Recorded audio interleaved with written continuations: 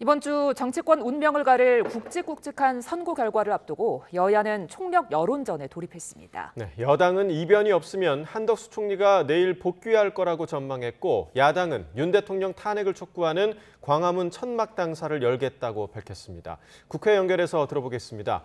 홍민기 기자, 먼저 국민의힘 분위기부터 전해주시죠. 네, 국민의힘은 내일 한덕수 국무총리 탄핵 심판 선고와 26일 이재명 대표 선거법 위반 항소심 선고의 결과를 예의주시하는 분위기입니다. 우선 한 총리 탄핵 심판 선고의 경우 기각이나 각하 쪽에 무게를 두는 분위기입니다. 권성동 원내대표는 조금 전 기자간담회에서 내일 이변이 없는 한 한덕수 국무총리가 대통령 권한대행으로 복귀할 전망이라고 말했는데요. 이어 헌재가 내일 권한대행의 의결 정족수가 151석인지 200석인지 판단을 내려야 한다며 그렇지 않으면 거대 야당에 탄핵 면허증을 주는 거라고 주장했습니다. 윤상현 의원도 국회에서 기자들과 만나 한 총리 변론 기일이 단 한 차례로 끝났다는 건 쟁점 사항이 없는 거라며 기각이나 각하 결과가 나올 거라고 주장했습니다. 이 내심 한 총리 선고 결과가 향후 윤 대통령 탄핵 심판 선고가 각하되거나 기각되는데 영향을 주지 않을까 기대하는 기류로도 읽힙니다. 또 이 대표 항소심 선고에 대해선 1심과 마찬가지로 피선거권 상실형에 준하는 선고 결과가 나올 거란 예상이 여당 내에서 적지 않습니다. 안철수 의원은 기자회견에서 재판에서 유죄가 나올지 무죄가 나올지 모르는 이 대표가 대선에 출마한다는 건 국민을 기만하는 행위라며 정계에서 은퇴하라고 촉구했습니다. 네, 민주당은 내일부터 광화문에 천막당사를 설치한다고요?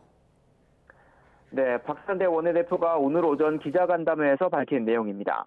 헌법재판소가 윤 대통령 파면을 선고할 때까지 광장에서 국민과 함께 싸우겠다며 광화문 천막당사를 그 거점으로 삼겠다고 설명했는데요.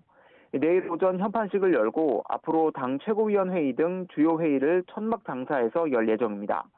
민주당은 또 헌법재판소의 윤 대통령 탄핵 심판의 신속한 선고를 촉구하는 국회 결의안과 이를 처리하기 위한 전원위원회를 추진하겠다는 계획도 밝혔습니다. 특히 이렇게 윤 대통령에 대한 선고가 늦어지니 국민의힘과 극우 집단 일각에선 탄핵 심판에 궤변을 쏟아내고 있는 거라고 주장했는데요. 죄를 지었으면 처벌받는 게 순리인 만큼 당장 오는 25일에라도 윤 대통령 파면 결정을 내려달라고 헌재 요구했습니다. 이 내일 한 총리 탄핵 심판 결과와 26일 이 대표 2심 선고 결과를 예단할 수 없는 상황에서 여론전을 강화하는 측면으로도 풀이됩니다.